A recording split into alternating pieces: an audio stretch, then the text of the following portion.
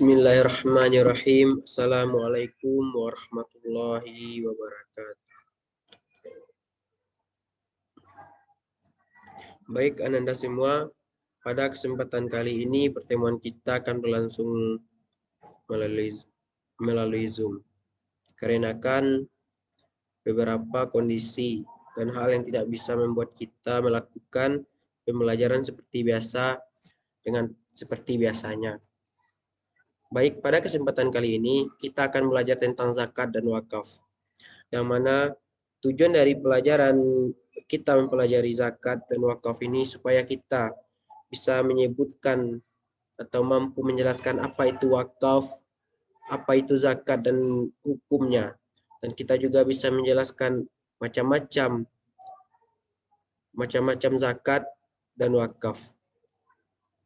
Dan juga kita dapat menyebutkan apa itu syarat-syarat dan rukun di dalam zakat dan wakaf. Sehingga pembelajaran kita ini bermanfaat untuk kita semua, bukan saja di sekolah, tapi kita nantinya akan berbaur dengan masyarakat. Kepada kita lah atau kepada Ananda semualah orang akan bertanya nantinya mengenai hal ini. Karena Ananda semuanya dalam posisi sedang menuntut ilmu. Nanti Ananda lah yang akan menjadi petunjuk atau penjawab pertanyaan-pertanyaan atau kebingungan yang terjadi di masyarakat. Baiklah, kita langsung saja ke materi, yaitu tentang zakat.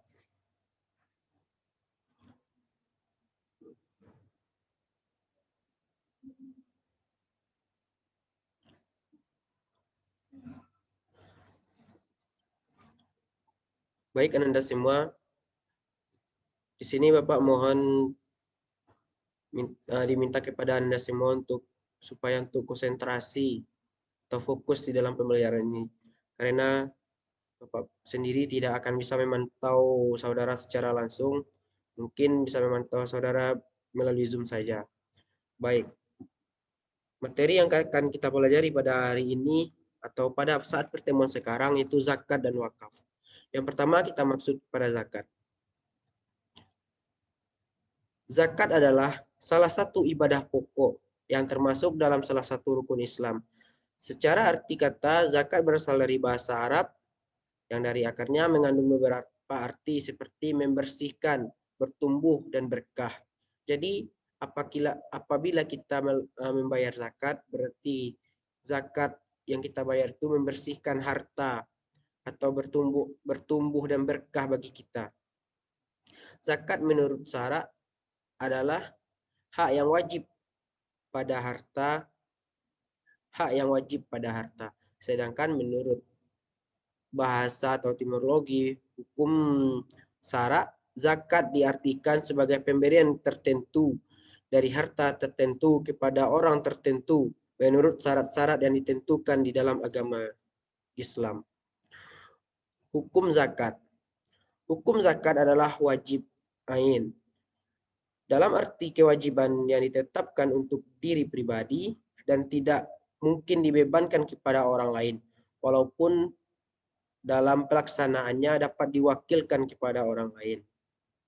Nah, itu pengertian zakat dan hukum zakat. Jadi, apa itu zakat? Secara bahasa Arab, zakat itu mengandung makna itu membersihkan, bertumbuh, dan berkah. Sedangkan menurut istilah pemberian tertentu dari harta tertentu kepada orang tertentu menurut syarat-syarat yang ditentukan.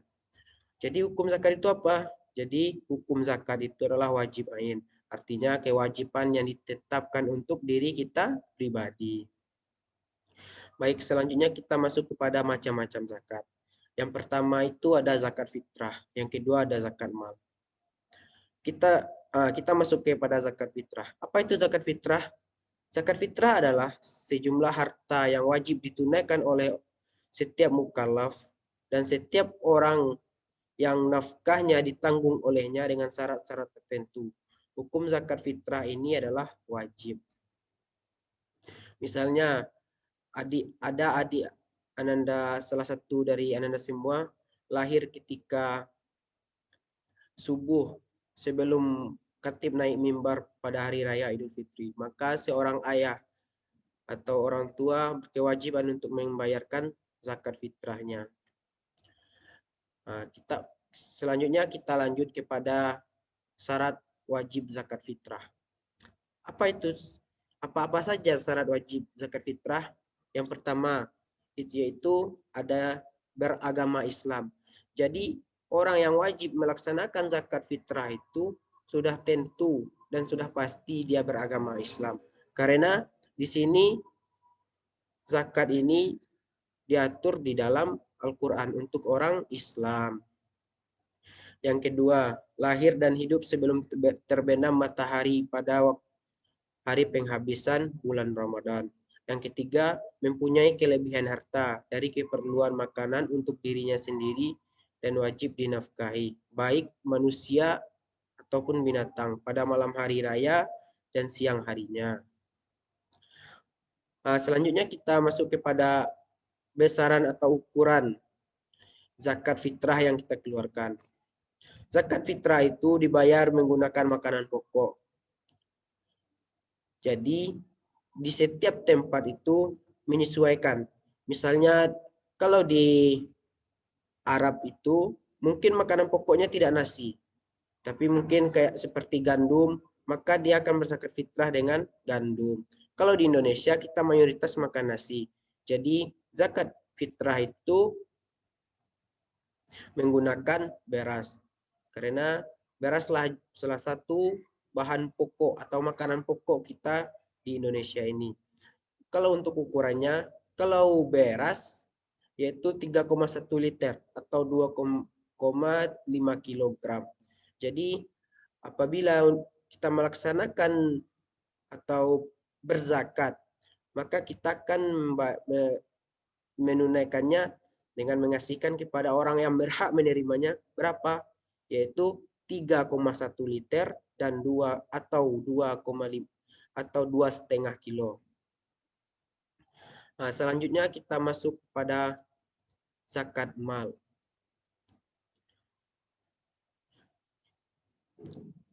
Ayo siapa yang tahu? Siapa yang tahu dari Ananda ini apa itu zakat mal?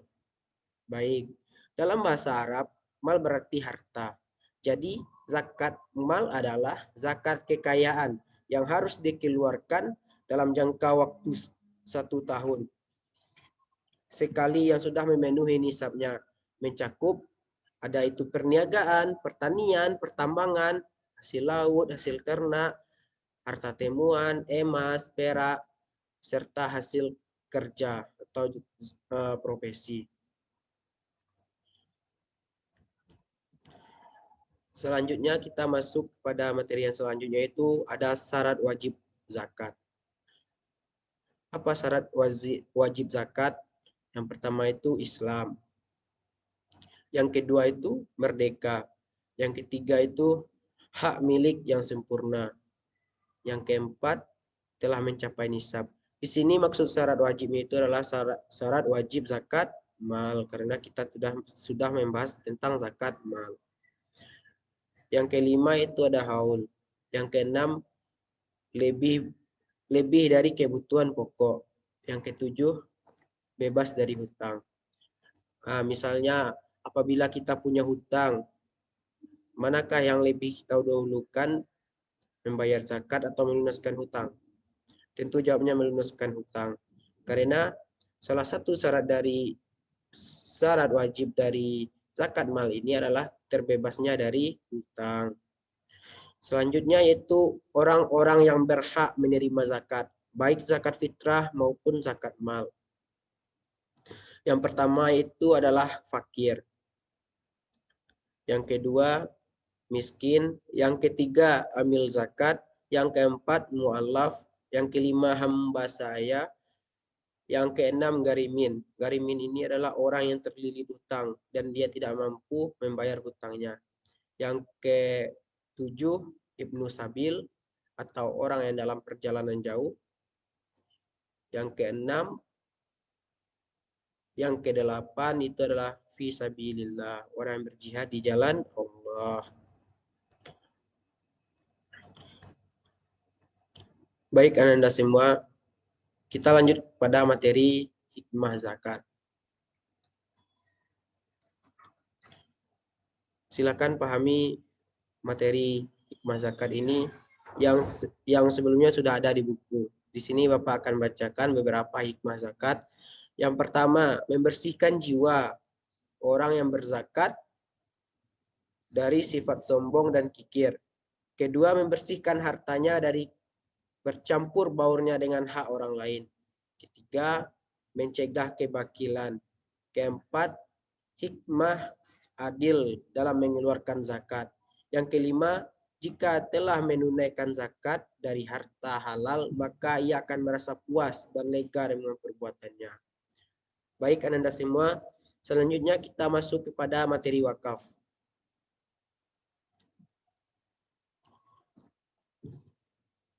Wakaf menurut bahasa artinya itu menahan.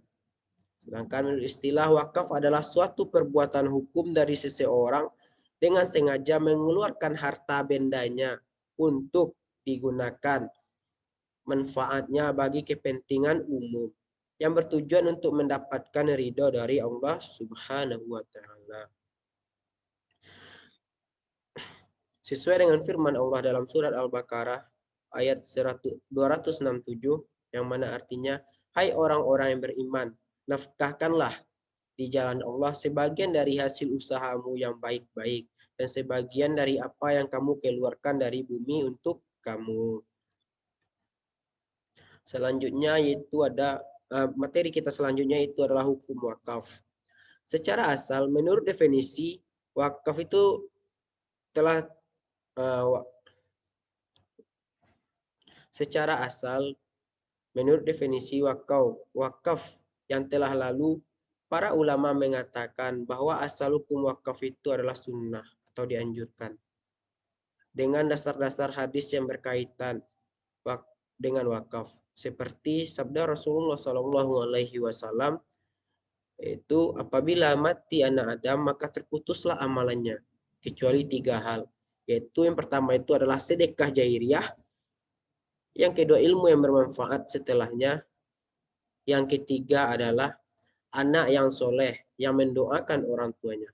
Hadis ini diriwayatkan oleh Muslim. Selanjutnya kita masuk kepada rukun dan syarat wakaf. Yang pertama yaitu rukun orang yang berwakaf. Rukun orang yang berwakaf itu yang pertama kemauan dia sendiri. Jadi orang yang berwakaf ini tidak ada paksaan. Yang kedua memiliki hak berbuat baik. Jadi orang yang berwakaf ini tujuannya itu adalah untuk berbuat baik. Rukun barang yang diwakafkan itu bendanya kekal, milik sendiri dan adanya akad. Selanjutnya itu ada syarat orang yang berwakaf. Syarat orang yang berwakaf itu adalah merdeka, pemilik barang yang diwakafkan, berakal dan balik. Selanjutnya syarat barang yang diwakafkan bendanya tetap utuh, tidak berkurang karena diambil manfaatnya. Seperti orang mewakafkan tanah, apabila dibangun masjid di sana, maka manfaatnya tidak akan kurang. Tetapi apabila dibangun masjid di sana, maka tanahnya akan lebih bermanfaat, tidak akan menghilangkan manfaat dari tanah tersebut. Status selanjutnya itu adalah status harta wakaf. Sesungguhnya tanah itu tidak boleh dijual, tidak boleh dihibahkan, tidak boleh diwaris. Abu Yusuf dan Muhammad berkata, harta bila diwakafkan tidaklah menjadi pemilik pewakaf lagi, tetapi dia hanya berhak menahan benda pokoknya agar tidak dimiliki orang lain. Oleh karena itu, bila pewakaf meninggal dunia, ahli waris tidak mewarisi harta wakafnya. Materi kita selanjutnya itu adalah syarat sah wakaf. Yang pertama, pemilik sah harta. Yang kedua, barang yang diwakafkan dapat dimanfaatkan. Yang ketiga, barang yang diwakafkan tetap ada dan tidak habis walaupun telah dimanfaatkan. Yang keempat, mewakafkan sesuatu di jalan Allah. Yang kelima, pemilik harta tidak memberi syarat dalam wakaf dengan syarat yang menyisihi sahnya wakaf atau membatalkan wakaf tersebut. Baik, kita masuk kepada materi yang terakhir, yaitu adalah hikmah wakaf. Yang pertama, sebagai salah satu cara untuk beribadah kepada Allah Subhanahu wa Ta'ala. Yang kedua, membuka jalan bagi orang-orang yang beriman yang suka memberikan wakaf dan berlomba-lomba dalam amal kebaikan dan mengharapkan pahala. Yang ketiga, memberikan pahala yang terus-menerus kepada pewakaf selepas kematian, selagi mana harta wakaf tersebut digunakan untuk yang bermanfaat. Yang keempat, untuk kebaikan Islam seperti membina masjid, surau, tanah perkuburan, dan sebagainya. Yang kelima, membantu mengurangkan beban orang fakir dan miskin serta anak-anak yatim. Baik Ananda semua, itulah materi kita pada pertemuan sekarang ini. Semoga Ananda semua dapat memahami materinya. Jadi untuk minggu depan mungkin kita akan melaksanakan proses pembelajaran seperti biasanya. Semoga tidak ada halangan untuk pertemuan yang akan datang. Baik, mungkin itu penyampaian materi dari Bapak. Bapak akhiri. Mari kita tutup pelajaran kita dengan bacakan hamdalah. Alhamdulillahirabbil alamin. Baik, terima kasih atas perhatiannya. Ucapkan salam. Assalamualaikum warahmatullahi wabarakatuh.